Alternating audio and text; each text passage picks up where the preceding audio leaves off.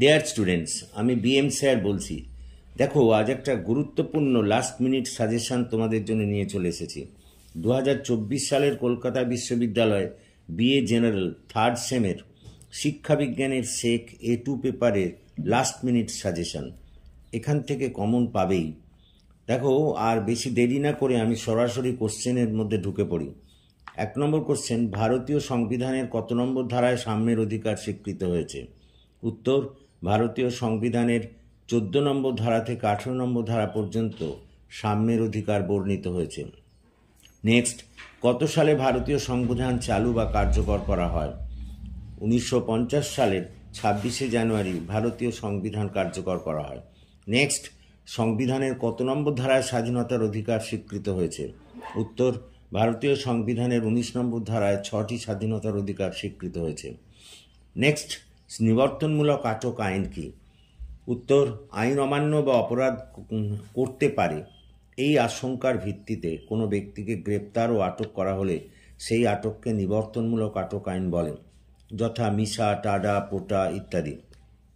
Next, কততম সংবিধান সংশোধনের মাধ্যমে সম্পত্তির অধিকারকে মৌলিক অধিকার থেকে বাদ দেওয়া হয়েছে? উত্তর, 1978 সালে 44তম সংবিধান সংশোধনের মাধ্যমে সম্পত্তির অধিকারকে মৌলিক অধিকার থেকে বাদ দেওয়া হয়েছে। নেক্সট, 32 এবং 226 নম্বর ধারায় উল্লেখিত লেক শব্দটির অর্থ কী এবং লেক কয় প্রকার?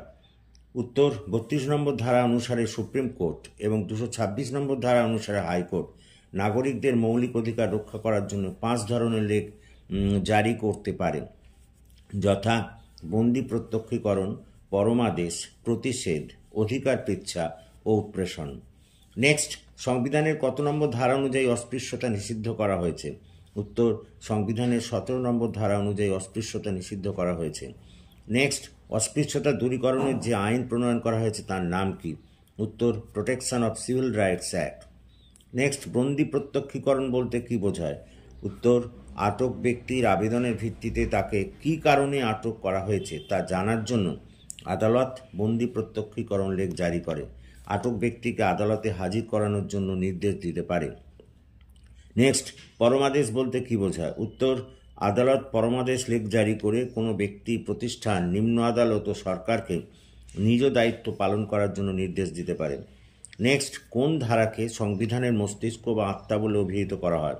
উত্তর, 32 নম্বর ধারাকে সংবিধানের আত্মা বা মস্তিষ্ক বলে অভিহিত করা হয়। নেক্সট, মৌলিক অধিকারের সংজ্ঞা দাও।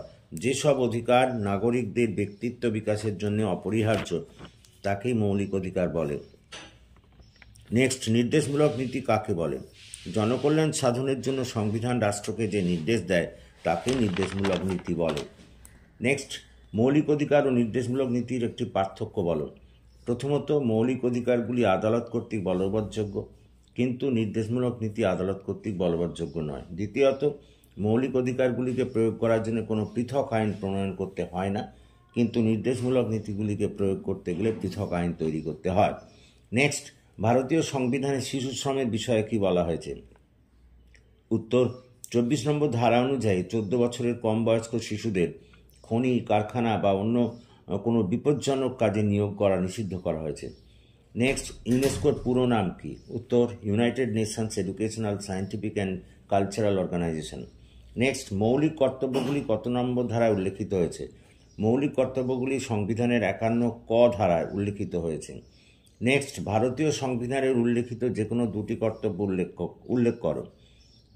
উত্তর, ভারতের সার্বভৌমত্ব, ঐক্য ও সংহতিকে সমর্থন ও সংরক্ষণ। 2 নম্বর, দেশ রক্ষা ও জাতির সেবায় আত্মনিয়োগ। নেক্সট, ইউনিসেফের পুরো নাম কি? United Nations international children's emergency fund. UNICEF কবে প্রতিষ্ঠিত হয়? 1950 সালে। যে কোনো 2টি গার্হস্থ্য হিংসা উল্লেখ করো। 1 নম্বর, সঙ্গীকে যৌন সঙ্গী হতে বাধ্য করা। 2 নম্বর, জোরপূর্বক যৌনতা। নেক্সট, পক্সোর পুরো নাম কি? Protection of children from sexual offences. শিশু অধিকারের 2টি প্রয়োজনীয়তা লেখো। শিশুকে নির্যাতন ও শোষণ থেকে রক্ষা করা, শিশুর শৈশব রক্ষা করা। নেক্সট, ইউনেস্কো কত সালে প্রতিষ্ঠিত হয়? 1945 সালে। অধিকার পৃচ্ছা বলতে কী বোঝো? আদালত অধিকার পৃচ্ছা লেখ জারি করে অনুসন্ধান করে দেখে কোনো ব্যক্তিকে যে পদে নিযুক্ত করা হয়েছে সে সেই পদের যোগ্য কিনা। নেক্সট, প্রতিষেধ বলতে কী বোঝো? আদালত প্রতিষেধক জারি করে নিম্ন আদালতগুলিকে নিজেদের সীমানার বাইরে গিয়ে কোনো কাজ করতে নিষেধ করতে পারে। নেক্সট, গার্হস্থ্য হিংসা শব্দটিকে প্রথম ব্যবহার করেন 1973 সালে জ্যাক অ্যাসলে। নেক্সট, শিশু পাচার বলতে কী বোঝো? শিশু পাচার একটি সংগঠিত অপরাধ। অসৎ উদ্দেশ্যে ছোট ছেলে মেয়েদের অপহরণ কিংবা প্রলোভন দেখিয়ে পরিবার থেকে বিচ্ছিন্ন করে নিয়ে অন্যত্র পাঠিয়ে দেওয়ার নামই হলো শিশু পাচার। শিশু সুরক্ষার দুটি প্রয়োজনীয়তা লেখো। 1 নম্বর, শিশু পাচার প্রতিরোধ। 2 নম্বর, অক্ষমতাযুক্ত শিশুদের সুরক্ষা। নেক্সট, WHO এর নির্দেশিকা অনুযায়ী শিশু নির্যাতনের দুটি ধরন লেখো।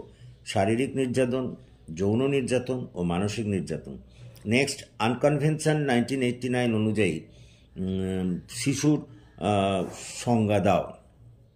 শিশুর শারীরিক ও মানসিক বিকাশের পরিপূর্ণতার দিকটি বিবেচনা করে সার্বজনীনভাবে 0 থেকে 18 বছর পর্যন্ত সকল মানব সন্তানই হলো শিশু। পুনরায় বলছি, এটা শুনে নাও। UN কনভেনশন অনুযায়ী, মানে ইউনাইটেড নেশন কনভেনশন 1989 অনুযায়ী শিশুর সংজ্ঞা দাও। শিশুর শারীরিক ও মানসিক বিকাশের পরিপূর্ণতার দিকটি বিবেচনা করে সার্বজনীনভাবে 0 থেকে 18 বছর বয়স পর্যন্ত সকল মানব সন্তানই হলো শিশু।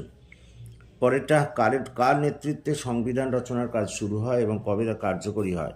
ডক্টর আম্বেদকরের নেতৃত্বে সংবিধান রচনার কাজ শুরু হয় এবং 1950 সালের 26শে জানুয়ারি তা কার্যকর করা হয়।